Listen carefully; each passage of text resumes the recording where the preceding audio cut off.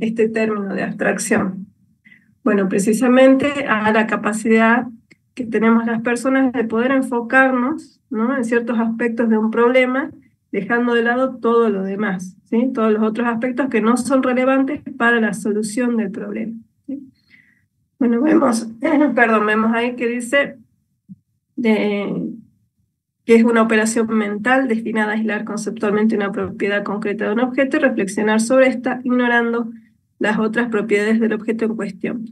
O sea, ¿por qué se ignora ciertos aspectos y otros no? ¿Por qué otros son relevantes? Bueno, determinando, todo eso depende de cuál es el problema que estamos analizando y al cual queremos encontrarle solución, ¿no? Entonces va a haber ciertas cosas que no van a ser tan relevantes para encontrar esa solución y que vamos a poder dejar de lado en principio, ¿no es cierto?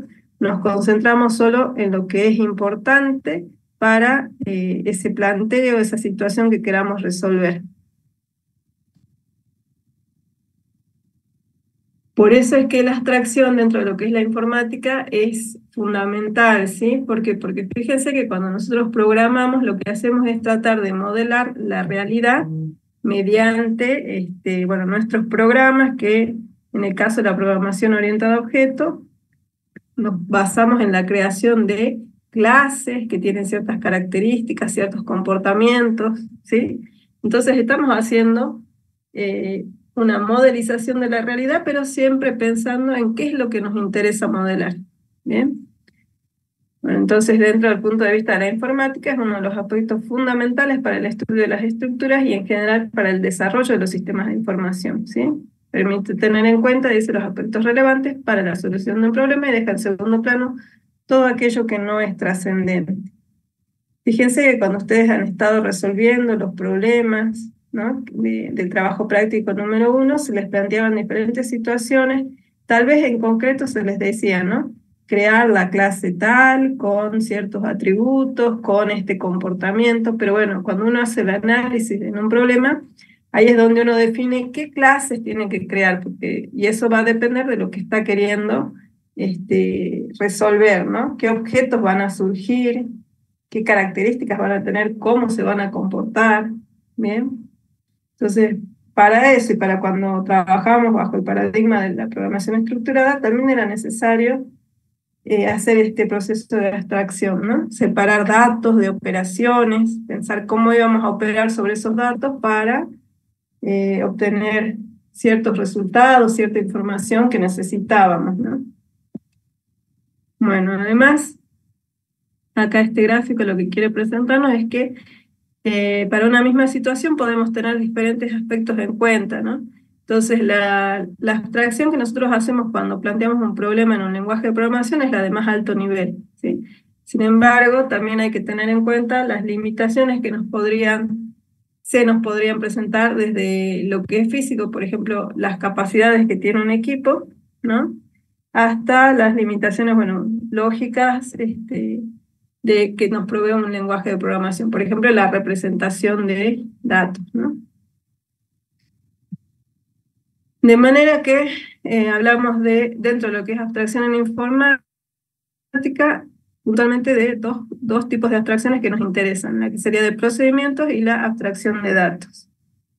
En el caso de la abstracción de procedimientos, vamos a hablar de lo que es la abstracción por parametrización, ¿sí?, que hacemos referencia a lo que es abstracción por parametrización, esa capacidad que tienen las funciones, los módulos que nosotros definimos en precisamente establecer esos valores que van a recibir y con los cuales va a trabajar y que son tratados más allá de su origen, son tratados como argumentos o variables locales, ¿sí? O sea, sin importar de dónde provienen, ¿sí?, lo que nos interesa por ahí es su naturaleza, ¿no? Por ejemplo, en este caso vemos una función que se llama máximo, que recibe dos valores, y lo que nos interesa es esto, cómo han sido definidos, de qué tipo de datos. Bien, esos valores que pueden llegar a partir de otras funciones, o valores constantes, o variables, ¿sí?, como resultado también de, tal vez, el resultado de otras funciones, nos sirven para lo que debe hacer esta función y van a ser tratados como si fueran variables locales. ¿Por qué? Porque hay ahí una comunicación entre parámetros. Bien, ahí vemos la codificación en esta primera aparición de líneas de instrucciones, sería el pseudocódigo, acá lo vemos ya en un lenguaje, ¿sí? Pero siempre haciendo foco en esto, en lo que es la abstracción por parametrización. Bien, diferentes maneras de presentar la solución.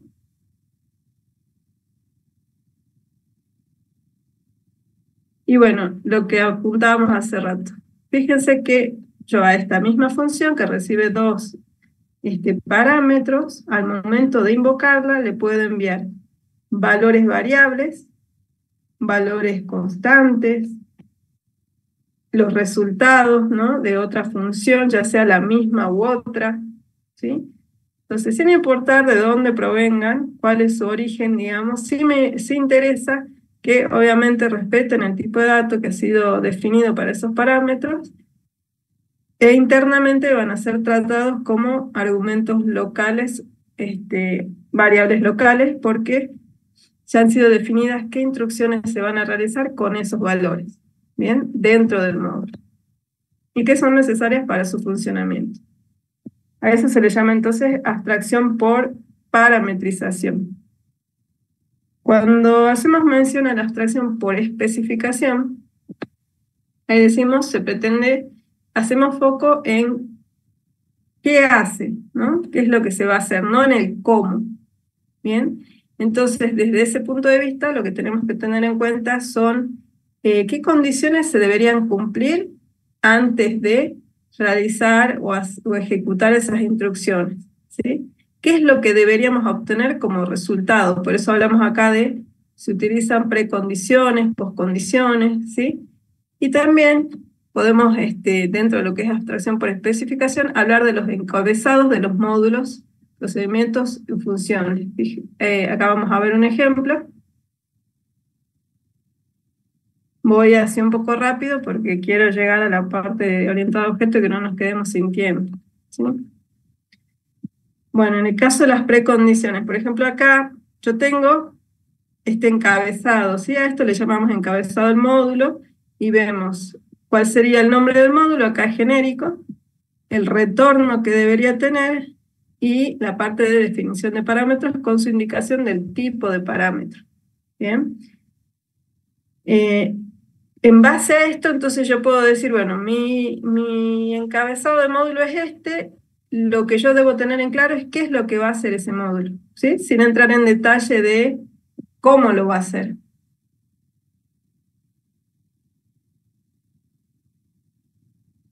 Bien, entonces, la precondición dice, el parámetro es un número real positivo. Estoy indicando de qué tipo de datos se está esperando y qué es lo que necesita para hacer su tarea, ¿no? Si me dices un número real positivo, significa que se deben cumplir alguna validación en el interior, ¿no? Y después dice, como postcondición, devuelve un número tal que si se multiplica por sí mismo, se obtiene el valor del parámetro. ¿Está? Me está indicando qué es lo que va a suceder cuando termine de ejecutarse ese módulo. Entonces, en este caso, la abstracción por especificación no me está dando el detalle de cómo voy a obtener el resultado, pero sí me está diciendo qué es lo que se debe cumplir como precondición y qué es lo que va a suceder luego de que yo ejecute este grupo de instrucciones, ¿sí? Avanzamos a lo que es abstracción de datos. En el caso de la abstracción de datos, entonces ya hacemos mención, y digamos, estamos trabajando la parte de ampliar los datos predefinidos que tiene un lenguaje, ¿sí? Como dice acá, permite extender la base de los tipos predefinidos en los lenguajes de programación. Y, a ver, acá es como que hago ahí. Ahí está. La capacidad, volvemos un poquito. Permite incluir nuevos tipos de datos con sus operaciones y generar de esa manera estructuras de datos de mayor complejidad, ¿sí? Es precisamente lo que ustedes están haciendo en el trabajo práctico número 1. Están creando nuevos tipos de datos, están definiendo qué operaciones se pueden hacer sobre esos tipos de datos, ¿sí? Entonces, para tipos de datos que no existían, ustedes están proponiendo nuevos y están diciendo además cómo se va a operar con ellos. En cuanto al concepto de estructura. Y todo esto suele ser pregunta de finales, ¿sí? Por ahí para el que toma nota. Cuando hablamos de estructura, nosotros tenemos que tener esta idea de una estructura es la que nos da soporte, ¿no? La que nos da sostén, en este caso para todo lo que sería un complejo de apartamentos o departamentos. Esta es de la estructura de una molécula, esta es la estructura ósea, ¿sí? Entonces, estructura es esa configuración que me da sostén, ¿no es cierto? Bueno, y acá vemos varios ejemplos que tienen que ver con lo cotidiano. Ahora, las estructuras en informática, las que nos interesan de nuevo, ¿sí? Tenemos las estructuras de los lenguajes de programación, y esto tiene que ver con la sintaxis, ¿sí? La semántica que seguimos cuando utilizamos un lenguaje de programación, ¿sí? Como dice acá, los lenguajes se constituyen de componentes léxicos que se rigen mediante normas de sintaxis y semánticas propias, ¿tá? Entonces, cada lenguaje tiene sus particularidades, sus palabras reservadas, decimos, su forma de escribir. Por ejemplo, en Java se utilizan llaves para indicar porciones de código, en cambio en Python se usa la sangría, ¿sí? Entonces, bueno, cada lenguaje nos presenta esas reglas, esos componentes léxicos que hacen que nosotros debamos seguirlos para que podamos escribir programas dentro del lenguaje sin salidas de error, ¿no? Acá vemos algunos ejemplos de códigos en lenguaje de programación distintos, ¿no? Por ejemplo, acá hay algunos que son más similares que otros porque son derivados del C, por ejemplo, ¿sí? Este otro es de Pascal, más viejito, ¿sí? De Basic, más viejito los lenguajes. Bien, hay familias de lenguajes como los que son derivados del C, C++, C Sharp, ¿sí? Java, que guarda cierta similitud en la notación. Entonces, cuando uno aprende alguno de esos lenguajes, la sintaxis de algunos lenguajes, es más fácil después trabajar con otro lenguaje de la misma familia, por decirlo de una manera, ¿no? Cuando nos aventuramos ya a lenguajes más modernos, ¿sí? O que están bajo otro paradigma, bueno, cambia notablemente la forma de escribir un programa que a lo mejor hace lo mismo, pero bajo dos paradigmas distintos, la forma de escribirlo, las palabras reservadas y la semántica cambia. Bueno, después las estructuras en los algoritmos, y casualmente eso va a tener que ver con la forma en que se programa, que tiene que ver con el paradigma de programación que se está usando, ¿sí? No es lo mismo escribir un programa bajo el paradigma estructurado, que es por ahí el que ustedes un poco conocían o al que estaban acostumbrados, y lo que es escribir bajo el paradigma de la programación orientada a objetos, ¿sí? También tiene que ver con, como dice acá, el enfoque del algoritmo, las técnicas de programación en clústeres, ¿no? Bueno, tiene que ver con eso cuando hablamos de estructuras en los algoritmos. Y puntualmente, lo que tiene que ver con estructuras en los datos, que es nuestro tema central, digamos, de la materia. Nosotros cuando trabajamos con estructuras de datos tenemos una configuración de esos datos, ¿no? Dentro de la estructura. Entonces dice acá, se considera como un conjunto de variables, quizás de tipos distintos que se relacionan entre sí y que pueden operar como un todo. Son fundamentales para el manejo de información, el desarrollo de sistemas, Las maneras en que se relacionan permiten conformar estructuras de datos cada vez más complejas. Las estructuras de datos entonces son las que nos permiten guardar información, las que, como dice ahí, ya tienen, ¿no? Pueden estar conformadas por varias variables, pueden ser del mismo tipo o distintos, ¿no? Por ejemplo, cuando veamos el tema de pila, nosotros, o de queue, por ejemplo, de cola, nosotros vamos a ver que vamos a manejar un contenedor de datos, que puede ser un arreglo, por ejemplo, y también a la vez necesitamos indicadores para saber en qué punto vamos a guardar elementos, ¿no? Supongamos que en el caso de la pila, estuviéramos hablando de una pila, ahí necesitamos conocer la cima de esa pila, eso ya es un valor, por ejemplo, de tipo entero cuando hablamos de índices. Y en el caso de cola o queue, tenemos dos índices. Entonces fíjense que ahí agrupamos lo que es contenedor e índices, todos como parte de esa estructura, ¿sí? A eso se refiere. Bueno, y esto también lo vamos a pasar un poquito rápido, son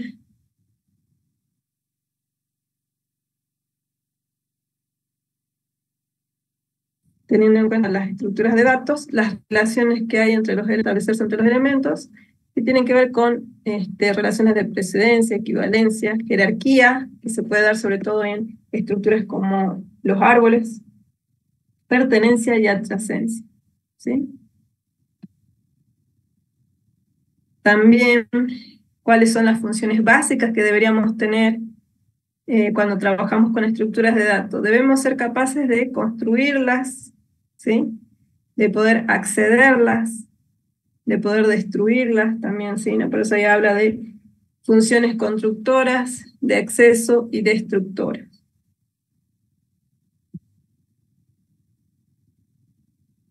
Básicamente, esas funciones, digamos, en lo que es programación orientada a objetos, tienen digamos, su método constructor para implementar lo que serían funciones de funciones básicas constructoras, de acceso a los getters, a los setters, ¿sí? Que facilitan el acceso a los elementos de la estructura. Y de estructura, bueno, dependiendo del lenguaje con el que se trabaje, puede ser necesario definirlas, digamos, explícitamente o no a estas funciones destructoras, ¿sí? En el caso de Java, como tenemos el recolector de basura, no vamos a trabajar con una definición explícita de destructor. Pero en otros lenguajes sí es necesario.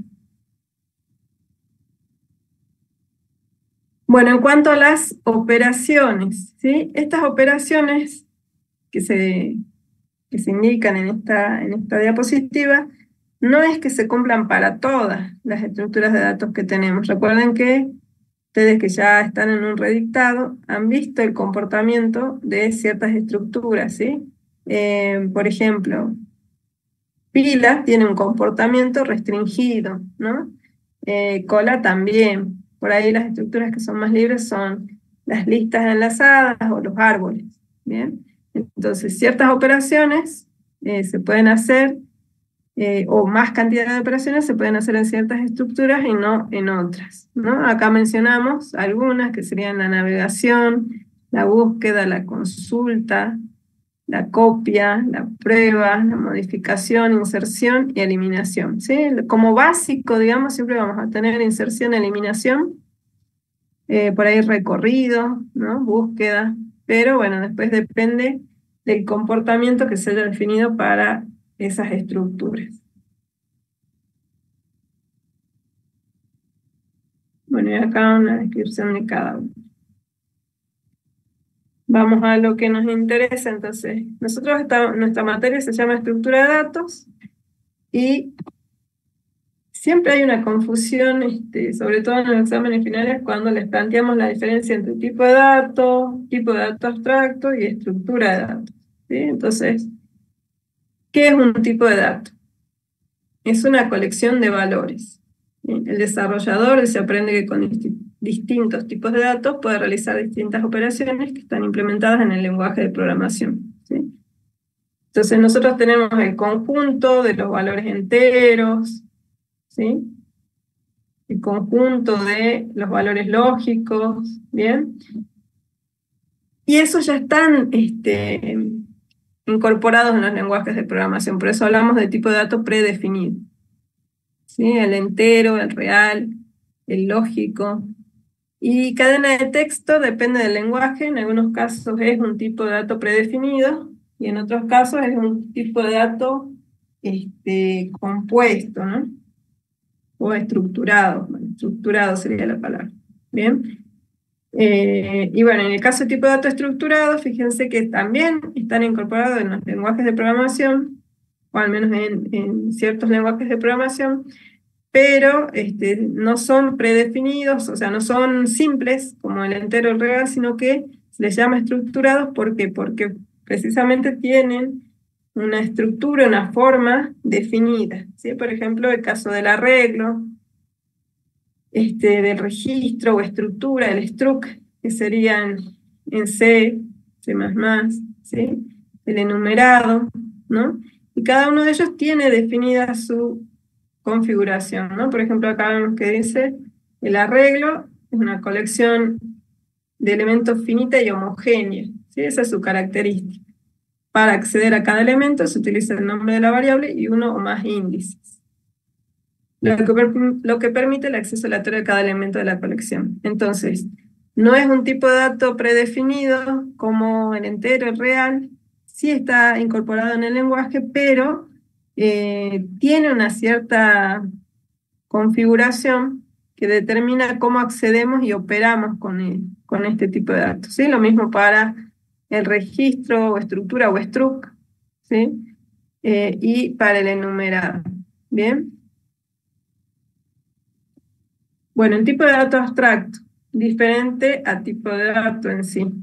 Bien, habíamos dicho tipo de dato, colección de valores. Tipo de dato abstracto, bueno, generalmente son los que va a tener que desarrollar un programador porque no existen en el lenguaje de programación, ¿sí? Y son los que nos permiten modelar o representar la realidad. El trabajo práctico 1 les propone a ustedes precisamente que ustedes hagan la definición del tipo de dato abstracto y también la implementación de ese tipo de dato abstracto, porque ustedes ya pasan a la etapa de codificar, o sea que pasan a la implementación de ese tipo de dato abstracto, ¿sí?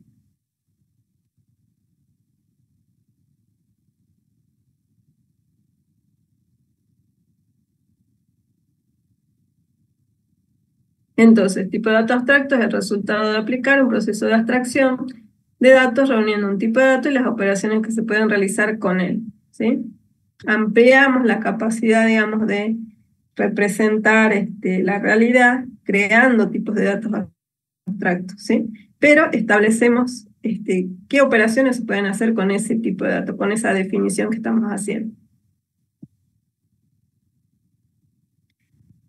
Podríamos llegar a decir entonces que los tipos de datos que hemos mencionado antes son tipos de datos abstractos básicos, ¿sí? Por ejemplo, el entero, el real, carácter y lógico, los podemos definir de esa manera porque cada uno de esos conjuntos de valores que representan al conjunto de enteros, real y demás, tienen también definidas dentro de lo que sería el lenguaje un comportamiento, ¿no? ¿Cómo vamos a operar con ellos? ¿Qué tipo de operaciones podemos hacer? ¿Sí? Por eso es que hablamos de tipos de datos abstractos básicos y similar para el caso de conjunto, arreglo, registro o estructura, ¿no? Tipos de datos abstractos compuestos, donde, como hemos dicho hace rato, tenemos esa noción de la configuración que tiene cada uno de esos tipos de datos, pero además definimos qué operaciones vamos a hacer con ellos. ¿Bien? Bien, entonces, como resumen, para que lo tengan presente, sobre todo al momento del examen final, ¿no? Que por ahí es cuando hay confusión con estos términos. Bueno, ¿qué era la abstracción? El proceso mental imprescindible para analizar los problemas a resolver. Estructura es el esquema que dispone y ordena las partes de un todo. Tipo de dato, estos tres son los fundamentales, ¿no? Tipo de dato es un conjunto de valores que pueden tomar los elementos del mundo real. tipo de dato abstracto, tipo de dato, ¿sí? O sea, conjunto de valores y las operaciones que se pueden realizar con ese conjunto de valores, ¿sí? Y estructura de datos es la implementación de un tipo de dato abstracto. Por eso hablábamos de que ustedes que ya han hecho una cursada han visto han hecho todo este proceso, ¿no? De conocer el tipo de dato abstracto pila, conocer el tipo de dato abstracto cola, y de haberse planteado al menos dos formas de implementar cada una, o sea, dos estructuras de datos. Una en la que, por ejemplo, trabajamos con un contenedor que es un arreglo, y otra implementación que sería la de listas enlazadas, ¿no? Utilizando listas enlazadas como contenedor de datos. Ahí vemos claramente entonces que para una misma definición de tipo de dato abstracto, o sea, algo conceptual, se pueden proponer diferentes implementaciones de ese tipo de dato abstracto. O sea, se pueden proponer diferentes estructuras de datos, ¿sí? No es una relación necesariamente uno a uno. Bien, y ahora sí vamos a lo que sería la parte de orientado a objetos. Estoy también yendo un poco rápido.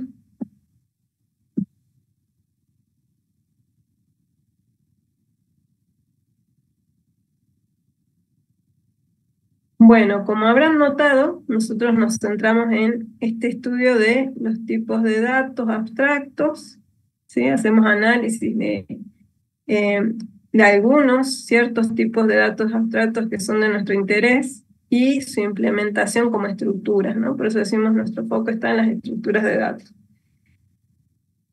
En las definiciones que hemos visto, hasta hace un momento hablábamos de que el tipo de dato abstracto es precisamente la definición del conjunto de valores y las operaciones que se pueden realizar con esos valores, ¿no? Con ese conjunto de valores. Por lo tanto, la programación orientada a objetos nos permite representar o modelar o implementar esos tipos de datos abstractos de una forma transparente, decimos. ¿Por qué?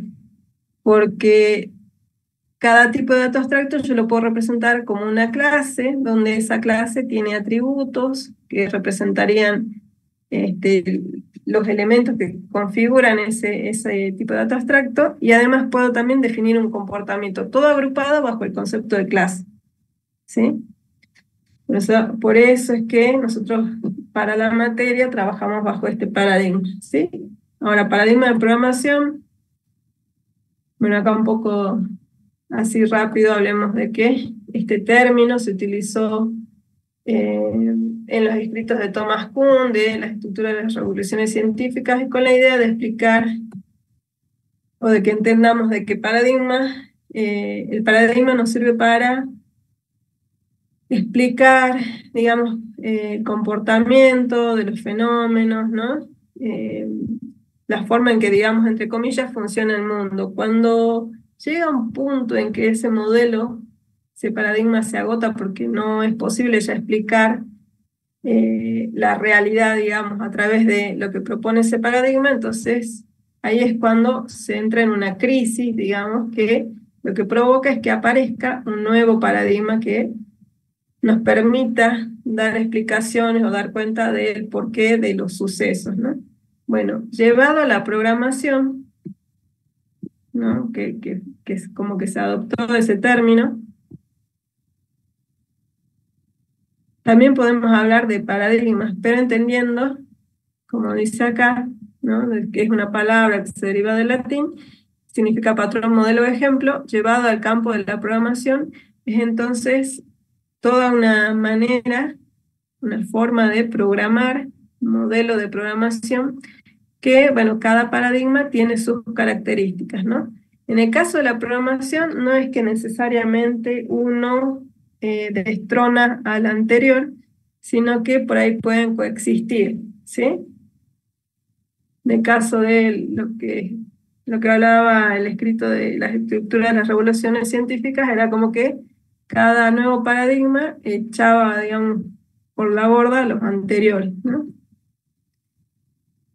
Bueno, hablemos entonces de este paradigma que es el de la programación orientada a objetos. Sus orígenes tienen que ver con la programación modular, que es la programación en la que nosotros sabemos que tenemos la separación, digamos, de un grupo de instrucciones en un módulo, por ejemplo, ¿sí? Entonces, si nosotros escribimos un programa utilizando esta programación modular, vamos a ejecutar en forma, digamos, lineal las instrucciones hasta que tengamos que hacer la invocación de ese módulo. En ese momento se transfiere el control a ese módulo, se ejecutan todas las instrucciones y el control vuelve recién a ese programa principal, ¿no es cierto? Bueno, esto cada vez que nosotros debamos invocar ese módulo, ¿tá? Eso es a lo que nosotros llamamos programación modular, ¿sí? Entonces, la programación modular y la programación estructurada, que es la que nos permite trabajar con estructuras de control cuando escribimos un programa, son las que, bueno, y acá hace mención de cada tipo de estructura de control.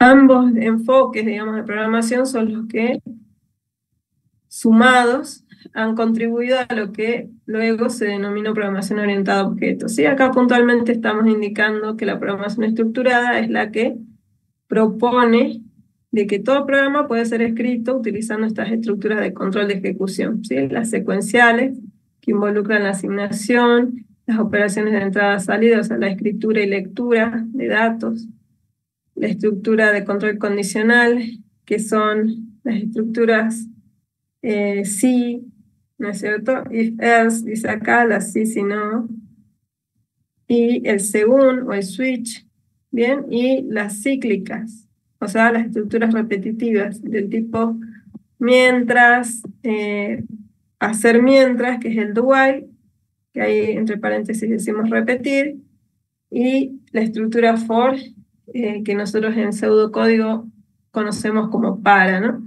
Acá tengamos en cuenta que el do while, si bien guarda similitud con el repetir, que nosotros conocemos hasta el pseudocódigo, también guarda diferencias, ¿no? O sea, en el caso de do while, lo que tienen de similar es que se hace una iteración y recién se evalúa la condición, pero las condiciones de un repetir, digamos que entran en conflicto con las del do while, porque el do while es hacer mientras se cumpla una determinada condición, y el repetir es repetir hasta que se cumpla, o sea, mientras sea falso, ¿sí? Pero bueno, se la suele poner así como que una representa a la otra, aunque con ciertas diferencias, ¿bien?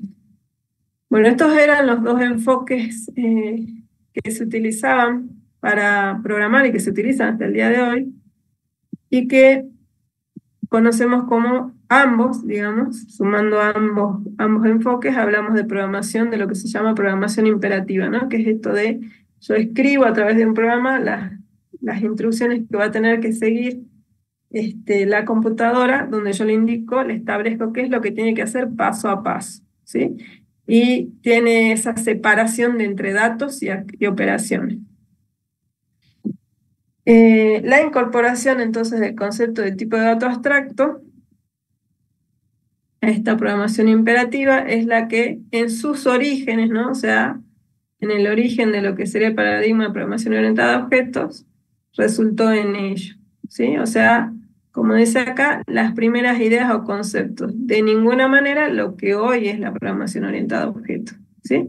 Cuando nosotros hablamos de tipo de dato abstracto, acá establecimos esto de tenemos un conjunto de valores y un comportamiento asociado a ese conjunto de valores. ¿Sí? Estamos haciendo como un encapsulado de todo lo que es el tipo de dato abstracto. Entonces, eso sumado a las ideas de usar estructuras de control y trabajar en forma modular, dio origen a lo que nosotros llamaríamos o llamamos hoy por hoy programación orientada a objetos, pero que ha crecido, ¿no? A partir de esas ideas. ¿Cuál es su foco? ¿Cuál es su centro, digamos? Como su nombre lo indica, trabajamos con objetos, ¿sí? Entonces, ya ahora la programación se basa en la interacción entre objetos, ¿sí? Objetos que corresponden a una determinada clase. Bien. Cuando trabajamos bajo el paradigma estructurado, nosotros tenemos los datos por un lado, las operaciones por otro, y las operaciones tienen que recibir esos datos, ¿no? Recibir una serie de datos para trabajar con ellos. En el caso de los objetos, está incluido dentro de cada definición de clase su comportamiento. Y sabemos que ese comportamiento le corresponde a un determinado objeto, ¿sí? Entonces, es diferente, ¿no? Bueno, y el ejemplo que tenemos para comentar, para explicar lo que es el objeto y la clase, bueno, viene dado por, analizamos las características de una mascota, ¿no? Acá de un perrito. Entonces decimos cuáles son sus características, nombre, raza, color, y también establecemos su comportamiento, ¿bien? Decimos que estas son las características en particular de este perro, ¿sí? Y el comportamiento también. Pero, bueno, también, si ya avanzamos un poquito más, a esto se le va a denominar propiedades o atributos, y a esto que decimos el comportamiento de acciones se le llama métodos. Bueno, pero son,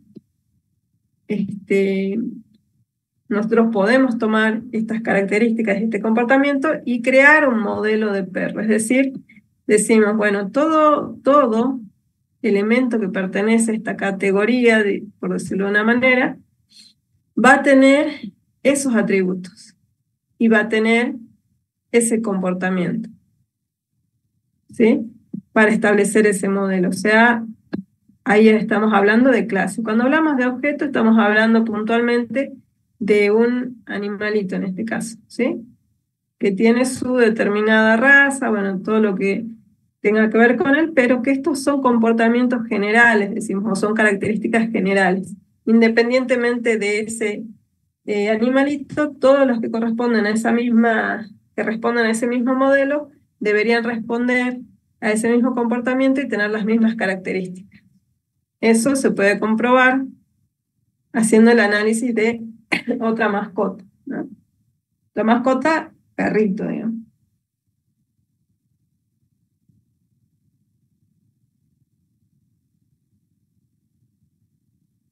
Bien, entonces vemos que efectivamente responde, ¿sí? Esas características, ese comportamiento, también los comparte este otro animalito. Entonces vemos que sí, en ambos casos se responde a ese mismo modelo. A partir de eso es que podemos decir entonces que este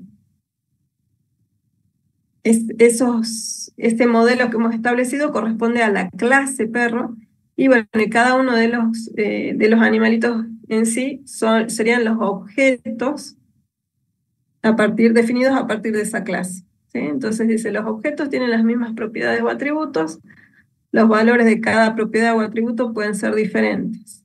Bien.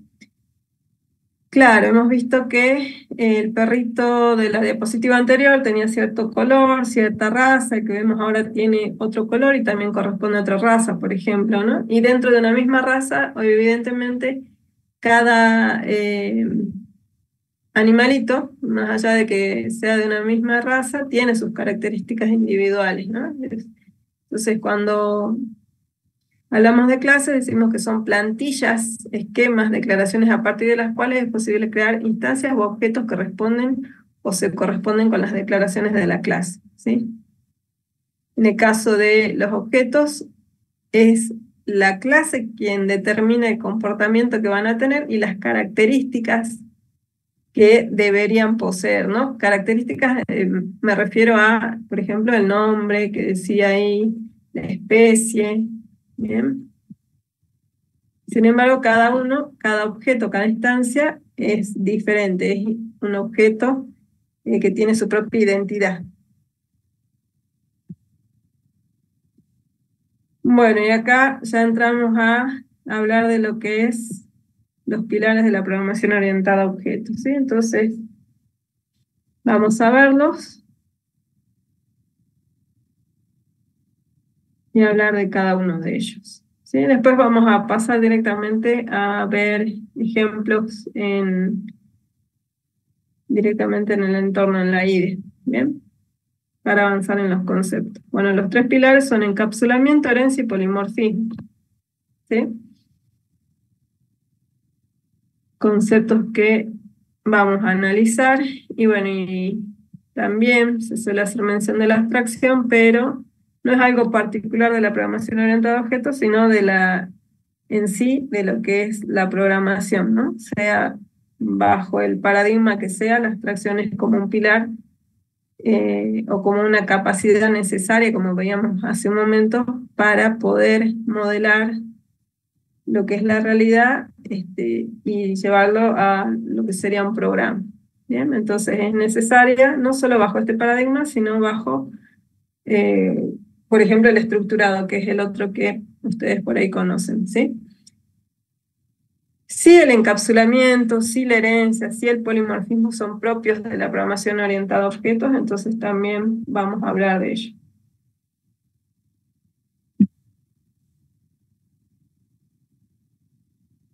Bien, ¿qué entendemos por encapsulamiento? La capacidad para proteger el valor de cada atributo, campo o propiedad, permite el acceso de lectura o modificación solamente por medio de las operaciones definidas. Cuando nosotros creamos una clase, creamos la parte, definimos cuáles son las características, esas características suelen ser privadas, decimos nosotros, ¿sí? Y nosotros definimos cómo vamos a poder acceder a esos valores, a esos atributos, ¿sí? Bueno, acá el ejemplo es, tenemos un vehículo, ¿sí? Con sus operaciones que forman la interfaz para trabajar, digamos, o para operar sobre ese vehículo, que serían arrancar, acelerar, frenar. Y tiene sus características, ¿no? Que son, por ejemplo, acá dice motor, palanca, sensores, velocímetro. ¿Bien? Estas operaciones son las que permiten operar con el vehículo, sin tener que conocer cómo particularmente se afectan a las palancas o el motor en sí. ¿No es cierto? No hace falta, digamos, que se sepa, que se tenga detalle de cómo se trabaja con, o cómo se modifican o se afectan eh, esas características, ¿no? Esas propiedades, digamos. Bueno, esa es la idea del encapsulamiento, que nosotros establezcamos cuando definimos una clase qué atributos va a tener, qué características va a tener esa clase y proveer también una capa de operaciones para que se pueda trabajar con los objetos de esa clase, ¿sí? Para que yo pueda hacer uso de vehículos, por ejemplo, pero de la manera en que yo crea que es adecuado hacerlo, ¿sí? Como que estoy permitiendo trabajar con este objeto, pero sin interferir o afectar su estructura en sí, ¿bien? Su configuración, digamos, de características. A esto, por eso le llamamos interfaz, o sea, cuando definimos qué operaciones son las que nosotros vamos a poder usar y que no nos tienen que dar detalle de cómo se hace, pero que sí nos tienen que devolver los resultados que, bueno, nosotros requeramos, ¿no? Y que para los cuales hayan sido definidas esas operaciones. Bueno, ¿cómo se puede llevar a cabo el encapsulamiento en lo que es este paradigma? Precisamente a través de los modificadores de acceso, ¿sí? Que tenemos desde lo que sería público, es decir, que es visible y a lo que puedo acceder en forma directa desde cualquier otra instancia, ¿no? O bien llegamos hasta el otro extremo, que es lo privado, que sería cuando queremos que solo sea accesible desde el interior de la clase. O sea, en un atributo que es privado, yo puedo operar en la parte de definición de la clase, pero no puedo hacerlo desde afuera, a menos que se haya definido una operación que permita hacerlo y que lo hace en forma controlada, ¿sí? Entonces el encapsulamiento se propone para proteger el valor de los atributos, como dice acá, y, bueno, lo podemos hacer directamente a través de los modificadores de acceso. Bien, vamos a analizar otro de los pilares que sería la herencia. La herencia, dice, nos permite crear nuevos diseños a partir de una jerarquía existente, evitando el rediseño, la modificación y la verificación de la parte ya implementada. Es un mecanismo para heredar características y para extender capacidades. ¿Sí? Bueno, a ver acá. Estos serían como que los principales beneficios de la herencia, ¿no? La reutilización y la extensión, ¿sí? Hablamos de extensión o especialización de clases. Bien. Volviendo al ejemplo que teníamos del vehículo con sus operaciones, con sus características, podríamos dar lugar a la definición, a la extensión, digamos, ¿sí?, de nuevas clases que comparten lo que son las características y el comportamiento de lo que serían vehículos, pero además adicionan algo más, ¿no?, que hace que sea diferente a un vehículo, a esta definición de vehículo. Por ejemplo, acá hablamos de barco, avión y auto. Son vehículos, tipos de vehículos, digamos, ¿sí? Pero que cada uno, además de poder hacer todas estas operaciones que vemos acá y de contar con estas características, porque si no, no habría relación de herencia, digamos, también van a tener características propias o comportamientos propios que los hacen diferentes, ¿sí? Bueno, desde ese punto de vista, entonces, fíjense que tenemos dos maneras de ver esto, ¿sí?, toda esta relación de herencia. Partimos desde las clases derivadas o hijas, y hablaríamos de que si vamos desde las hijas a la superclase, estamos hablando de una generalización, ¿sí? ¿Por qué? Porque buscamos en esta definición de vehículo las características generales de lo que serían los vehículos, ¿sí?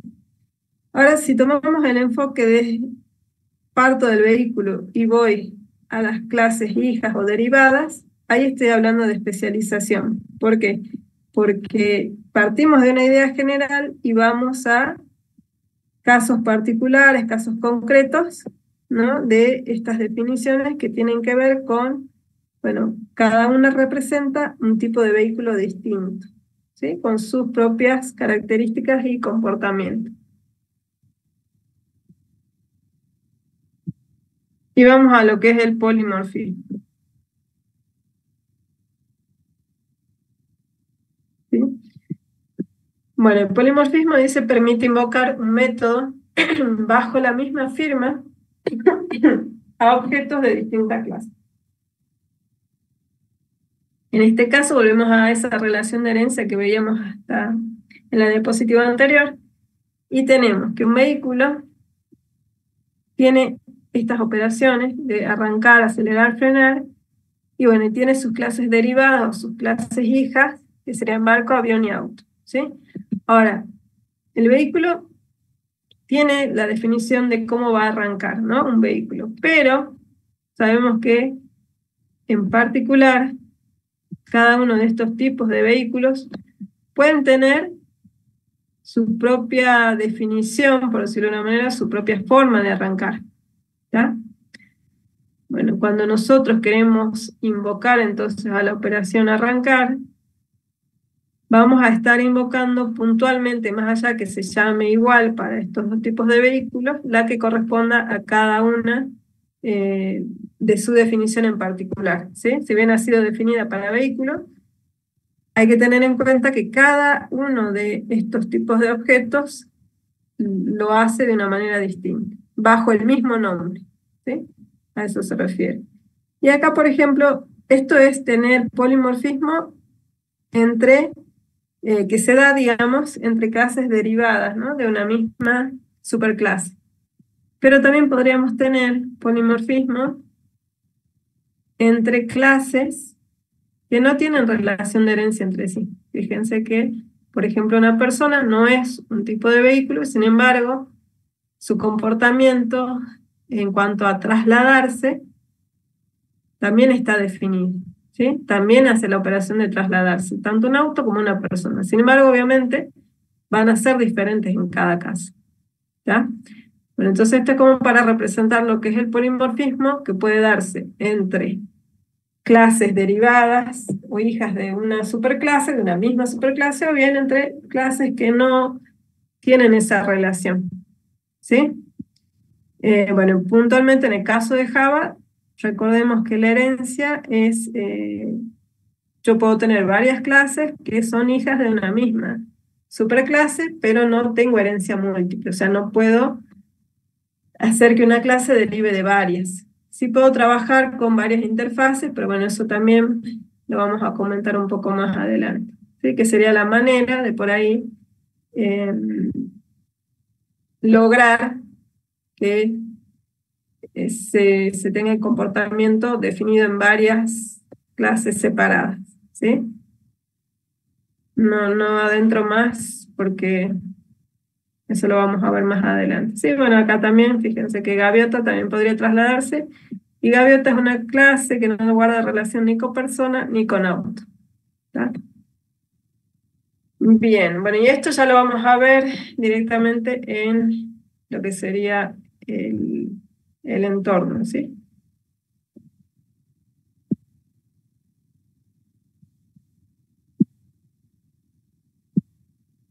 Bien, entonces, por ejemplo,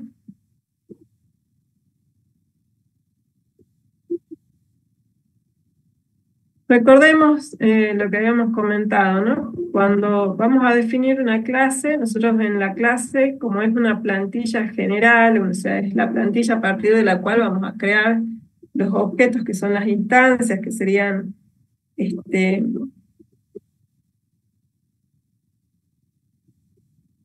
perdón, justo ahí bueno, me interrumpieron, digamos. Bueno, sigo. ¿Sí? Cuando nosotros tenemos la definición de una clase, entonces tenemos que recordar que esa definición establece cuáles son todas esas características, ¿no? Y ese comportamiento que corresponden, que modelan a un conjunto de objetos, ¿no? En este caso, por ejemplo, si decimos voy a definir mi clase persona, más allá de que sabemos que tenemos que usar la palabra reservada class, que voy a darle un nombre y que todo lo que está entre llaves, desde esa llave de inicio hasta el fin, me marca todo lo que forma parte de la clase, yo voy a establecer cuáles son esas características, ¿sí? Esas características son los atributos, ¿sí? Que nosotros le indicamos para cada una.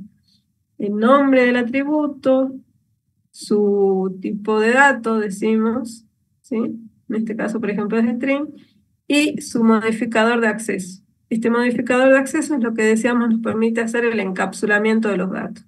Bien.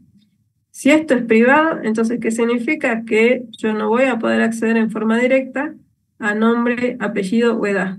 Entonces, lo voy a poder hacer solamente si he definido las operaciones que me permitan hacer.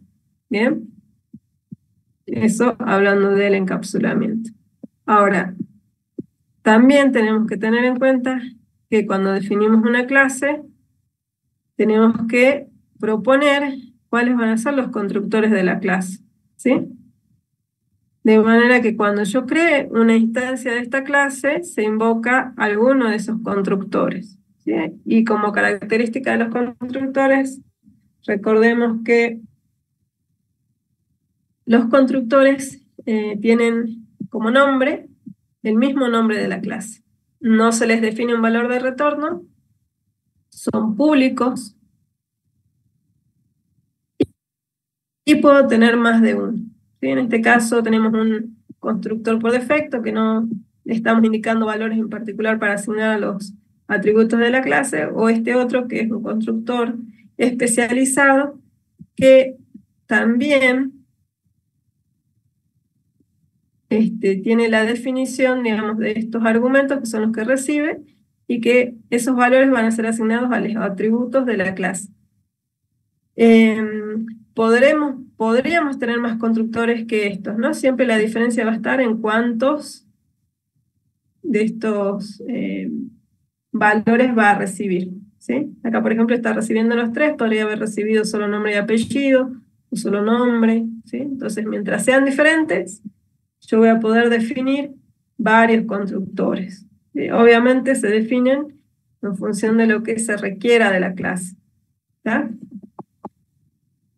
Bueno, los constructores serían estos dos, en este caso, por defecto, especializado, ¿sí? O por defecto, o no ARC, se les dice a este, y este es el especializado. Y como habíamos comentado, cuando yo defino, cuando utilizo este modificador de acceso privado, entonces yo debo proponer cómo se va a acceder a estos atributos, ¿no? O sea, más allá de eso, yo ya, a partir de que hice la definición de las características y de los constructores, puedo empezar a indicar cuáles son las operaciones que voy a hacer sobre este tipo de objeto, ¿sí? Cuando lo creen. Bueno, parte de ese comportamiento podría ser el cómo se va a trabajar sobre puntualmente los atributos. ¿Bien? Y ahí es donde hablamos de los métodos setter y getters. Los setters serían los que nos van a permitir asignar valores, cambiar los valores de esos atributos.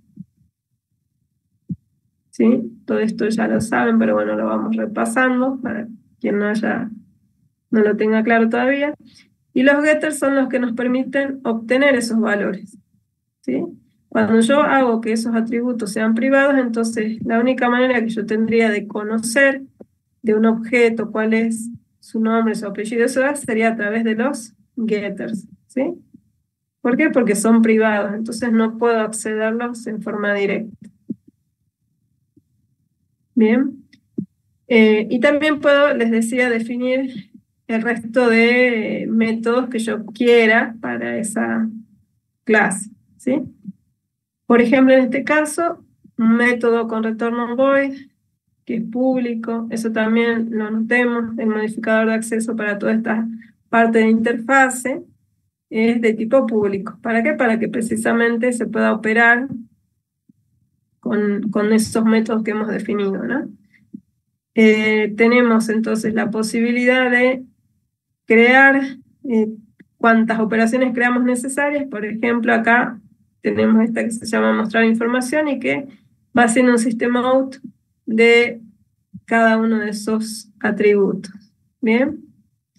Y el que suele estar también, porque es útil su definición, es el método toString que nos devuelve, recuerden, una cadena, ¿sí? Una cadena que puede luego ser impresa en pantalla, pero lo que nos devuelve es eso, es un string con la información de ese objeto. ¿Tá? Todo esto es definición, ¿sí? Entonces, cuando trabajamos con este paradigma, lo que hacemos es crear clases y si queremos trabajar con objetos reales, digamos, creados a partir de una definición, bueno, lo podemos hacer y de una manera similar a esta. Bien, acá fíjense que para crear un objeto yo te debo indicar, bueno, de qué tipo de objeto estoy queriendo hacer la creación y uso el constructor de la clase. De esta manera es que nosotros construimos objetos, ¿sí? Siempre a partir del constructor de la clase. En este caso estoy usando el constructor sin argumentos, el no arc, el por defecto. Bien. Una vez creado ese objeto, yo ya puedo, ven ahí como que me está identificando todo lo que responde a ese perso1. Bueno, yo puedo ya llamar las operaciones que han sido definidas como públicas para ese objeto. Por ejemplo, acá puedo ver la información que, como crea, utilizando el constructor que no asigna valores, me va a mostrar todos los valores por defecto nada más. Y luego sí puedo, por ejemplo, modificar esos valores iniciales para asignarle un nombre, un apellido, una edad. ¿Sí? Si quiero recuperar la información que está dentro del objeto, por ejemplo, lo que corresponde a la edad, lo puedo hacer usando los getter. ¿Sí? Hemos dicho setter para asignar, getter para obtener. toString para obtener la representación, o sea, una cadena que me represente toda esa información. Bien. Y bueno, y acá vemos cómo creamos utilizando el otro constructor, el que sí recibe argumentos. Bien. A ver ahí si no tengo inconveniente, vamos a probar esto.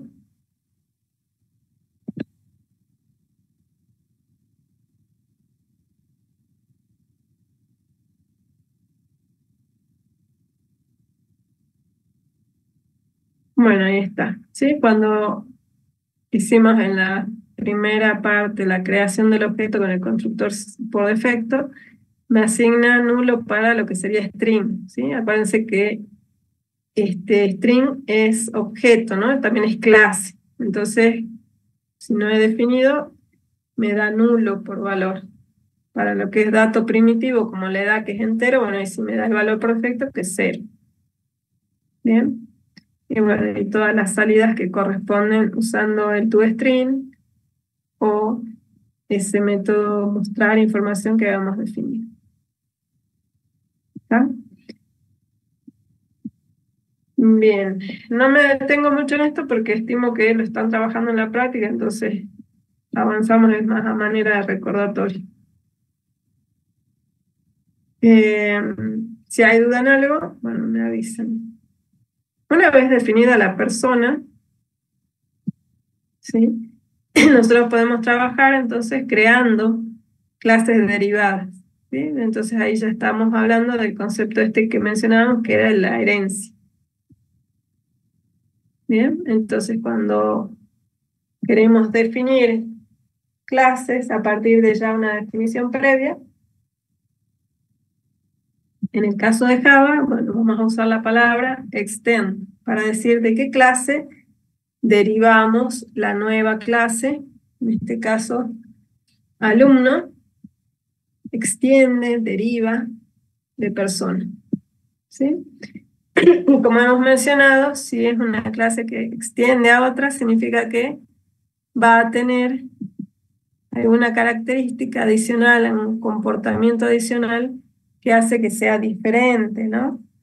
Que haya necesidad de una especialización. En este caso, entonces tiene curso, además de la información que tiene una persona, tiene el nombre de un curso asociado, por eso es alumno, alumno de ese curso. Y bueno, acá vemos cómo definiríamos su constructor especializado haciendo uso del constructor de la superclase con la palabra super, ¿sí? Y solamente entonces definiendo acá que recibe un valor puntual para la parte de curso. Al llamar al constructor de la superclase, ese va a ser el que se va a ocupar de proporcionar, llamar a ese constructor con estos argumentos. Bien. Hace reuso, digamos, de la definición que ya tiene la superclase. Getter y setter para ese nuevo atributo, esa nueva característica, y mostrar información. Este había sido definido ya en la superclase, en persona. Bien, acá mostrar información, pero también podemos, digamos, darle una definición propia en la clase que la extiende, ¿sí?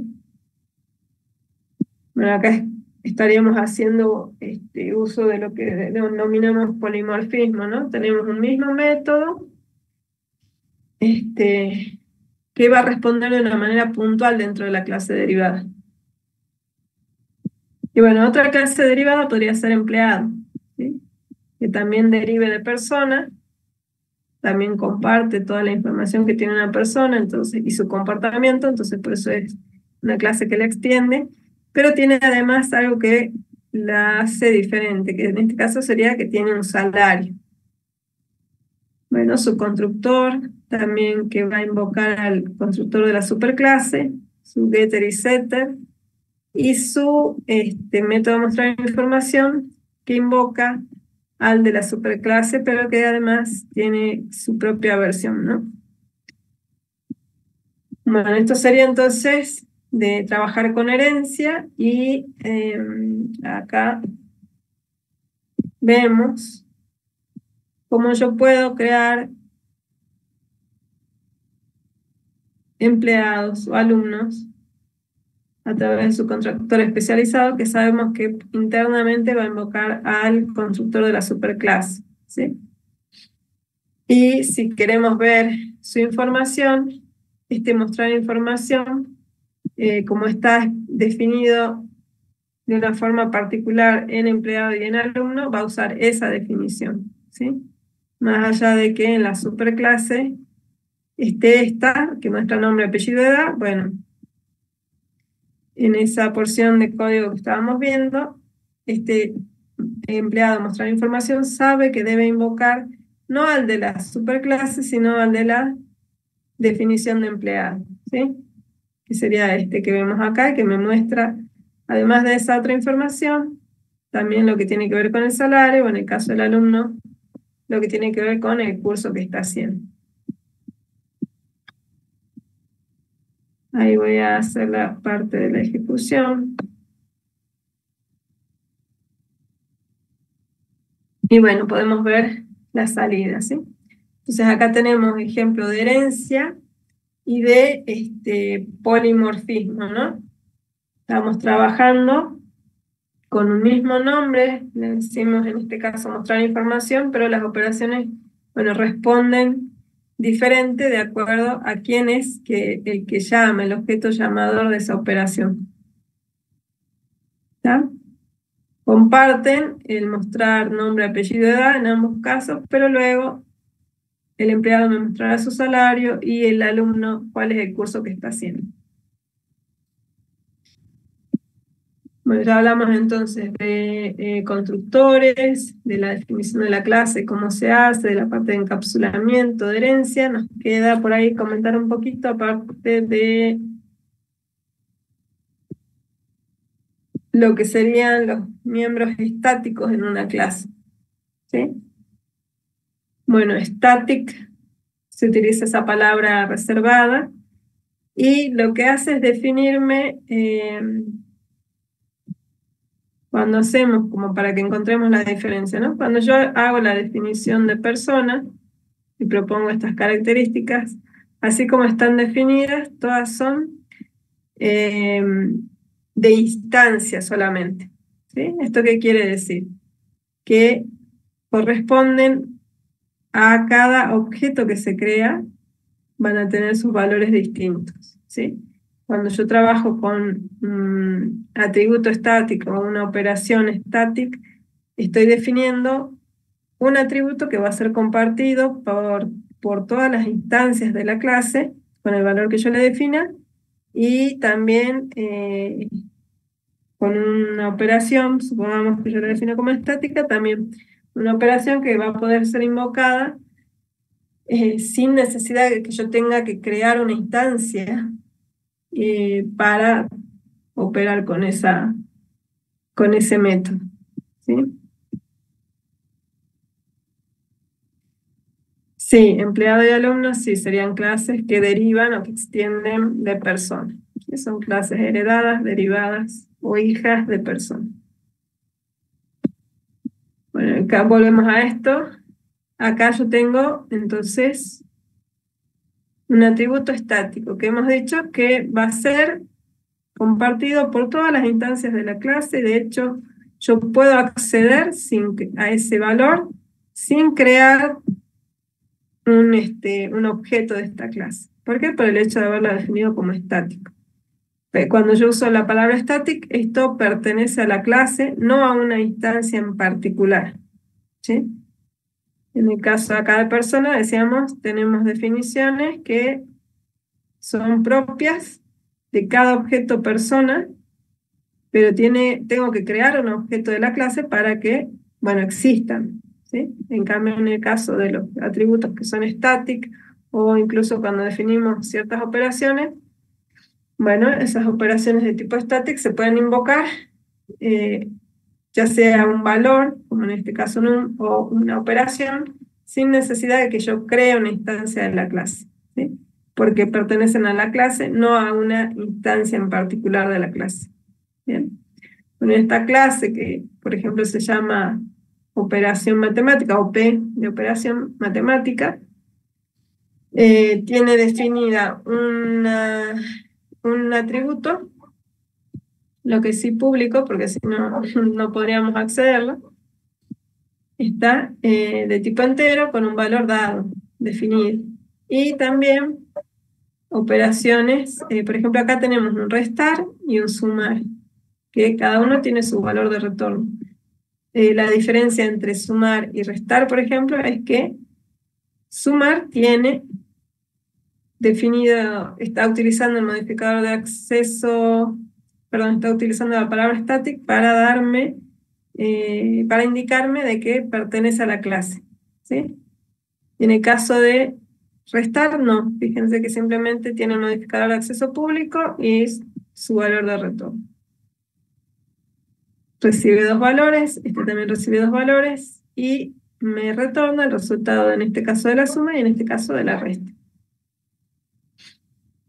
¿Cuáles son las diferencias prácticas, digamos, al momento de operar con esta clase?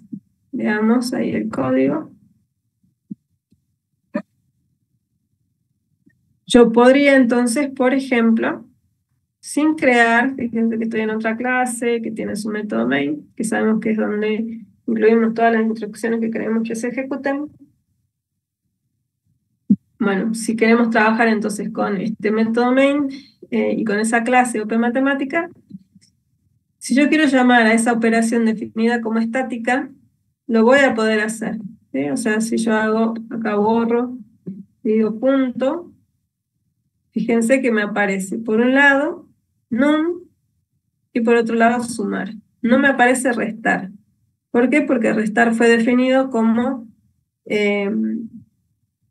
no como método de clase, sino como de instancia, ¿sí? Yo, para poder invocar a restar, debería crear un objeto de la clase OP matemática. ¿Está? Entonces ahí es donde está la diferencia. Yo acá digo, bueno, llamo sumar, que corresponde o que pertenece a la clase OP matemática con estos valores, 2 y 3. Puedo también invocar a ese atributo que era público y que tenía definido un valor. Pero si yo quisiera llamar a restar, ahí es donde voy a tener que crear un objeto. Fíjense que acá creo el objeto OPM, que corresponde a la clase OP matemática. Uso el constructor de la clase. Y ahí sí, recién sobre esa instancia voy a poder invocar a la operación restar con, bueno, sus argumentos. De otra manera no podría hacerlo, ¿sí? Fíjense que hace rato yo hacía acá punto para ver si me aparecía la operación restar y no me aparecía, ¿sí? Porque no fue definido como estático. Si yo me posiciono acá, fíjense que yo hago punto y voy a ver que está tanto el atributo estático, tengo también la operación definida como estática y en este caso la de instancia, que sería el restar, ¿no? Está acá arribita, ahí. Ahí sí lo puedo invocar desde una instancia de la clase. Bien, eso como para explicar la diferencia entre lo que son elementos estáticos, que son los elementos de la clase, y lo que sería de instancia, que son, bueno, todos los que han sido definidos sin usar la palabra estática. Bien, a Pero, ver ahí. profe, ¿no sería mejor siempre ocupar el static, así evitamos de crear el objeto? Claro, lo que pasa es que si no trabajáramos con programación orientada a objetos, bueno, ahí sí tendría sentido, pero cuando estamos trabajando con programación orientada a objetos, se supone que es porque queremos que los objetos interactúen entre sí, ¿no? Si bien se puede hacer, porque el paradigma lo permite, si no es como que estamos yendo a, o retrocediendo, o usando un lenguaje orientado a objetos, pero de una forma más estructurada, más como trabajamos antes con la programación imperativa. Se puede hacer, pero bueno, si no, no usaríamos este paradigma, digamos. ¿Está? Pero sí se puede hacer.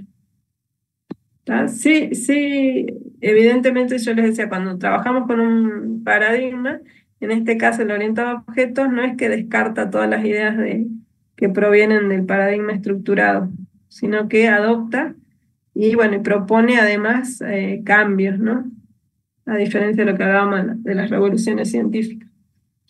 Bueno, ahí vemos que nos puede arrojar resultados para todas estas instrucciones, ¿sí? Y sí, si bien, como dicen, acá no me hace falta crear, en estos dos casos, bueno, va a depender del caso, ¿sí? Cuando nosotros estamos hablando de tipo de datos abstractos, ya puntualmente trabajando con estructuras de datos, fíjense que lo que buscamos es hacer una definición de clase y a partir de esa crear objetos, ¿sí? Entonces ahí sí estamos como que aprovechando las características de la programación orientada a objetos, ¿sí? Para este ejemplo, sí, por ahí no hace falta o parece poco necesario lo de crear la instancia. Pero, bueno, esto es más que nada, de nuevo, a modo de ejemplo y de que nos quede claro lo de static y qué es lo que nos aporta, ¿tá? Ya cuando trabajen con stack, con queue y demás, bueno, ahí como que es evidente el por qué hacemos la definición y la implementación bajo este paradigma. Bueno, así yendo a las chapas, ahí terminamos con lo que era, digamos, programación orientada a objetos y la primera entrega de lo que es teoría. Porque, bueno, ustedes van a culminar el trabajo práctico esta semana, ¿sí? de STP1. La semana que viene ya tocaría ver el tema de arreglos y por ahí vi que estaban consultando. A ver, voy a dejar de compartir un ratito si les paso lo que sería asistencia. Y bueno, no sé si quieren ir haciendo consultas, si quedaron dudas sobre lo que estuvimos viendo. Fue un poco rápido por miedo a que nos quedemos cortos de tiempo. El cuestionario de TP1 va a ser la semana que viene. ¿Por qué? Porque ustedes terminan esta semana de trabajar con ese práctico, ¿sí? La semana que viene ven arreglos, entonces ¿cuándo va a ser el cuestionario de arreglos? La siguiente semana, cuando ya haya pasado lo que es la práctica durante toda la semana de ese tema, ¿sí? Entonces hoy día no va a ser el cuestionario de PO, ¿por qué? Porque tienen todavía que trabajar esta semana. Bien, ya les paso a ver.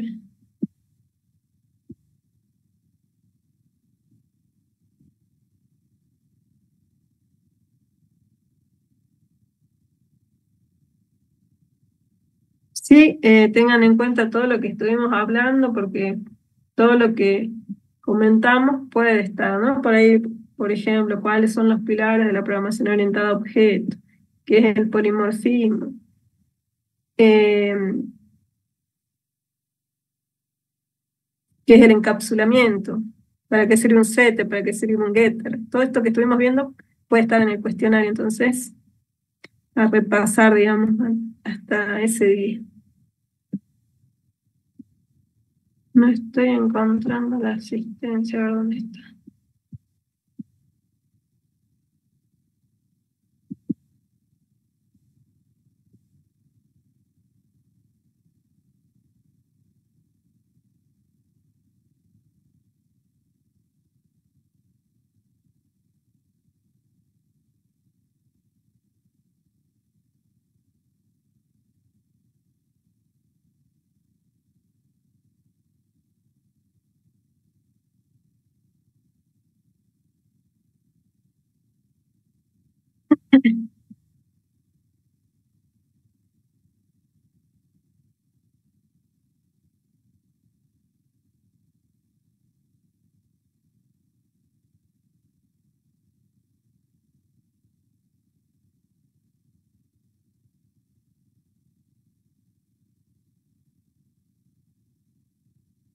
A ver, sí, acá está la revista.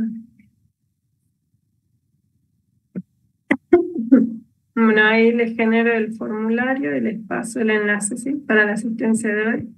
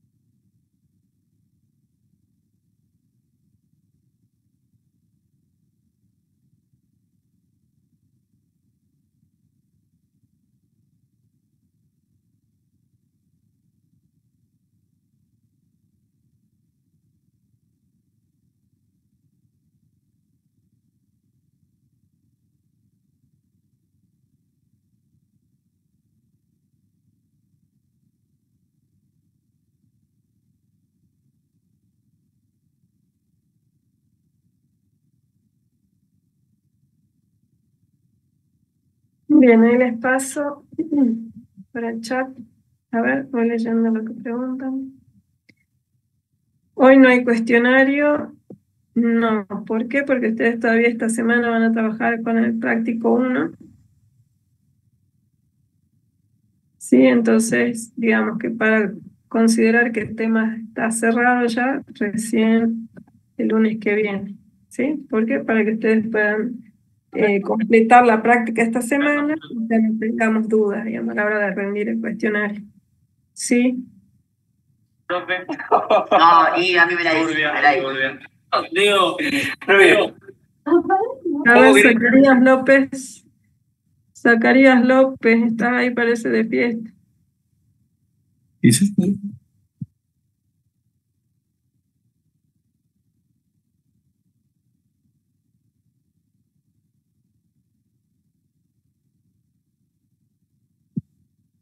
Bueno.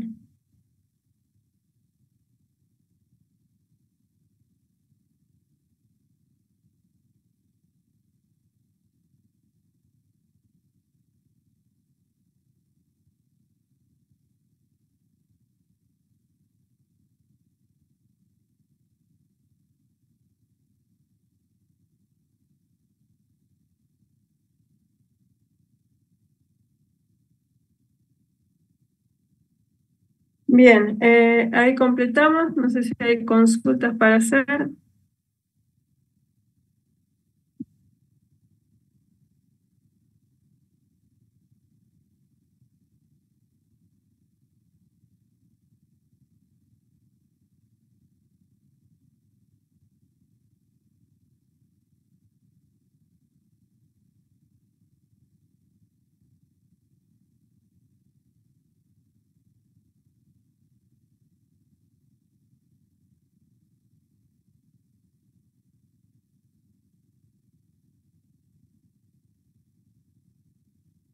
Bueno, asumo que no hay ninguna consulta sobre el tema. Completamos esta semana entonces lo que es programación orientada a objetos en las prácticas y el lunes que viene el cuestionario. En el tiempo, durante el tiempo de clase, ¿sí? Durante la teoría va a ser, como ya saben, ¿no? Una cantidad de preguntas con su tiempo, un intento nada más, y se va a habilitar en el horario de clase. Ignacio, no, la semana que viene vamos a ver el tema de arreglos, ¿sí? O sea, hoy día era recapitular con todo lo que eran los conceptos básicos de estructura de datos y luego sí ir con programación orientada a objetos así a una velocidad rápida. Bien, la semana que viene vemos arreglos, que es lo que tocaría, y así, bueno, ya en lo sucesivo, stack y demás. Siempre acompañando por ahí lo que se va a ver en la práctica esa semana.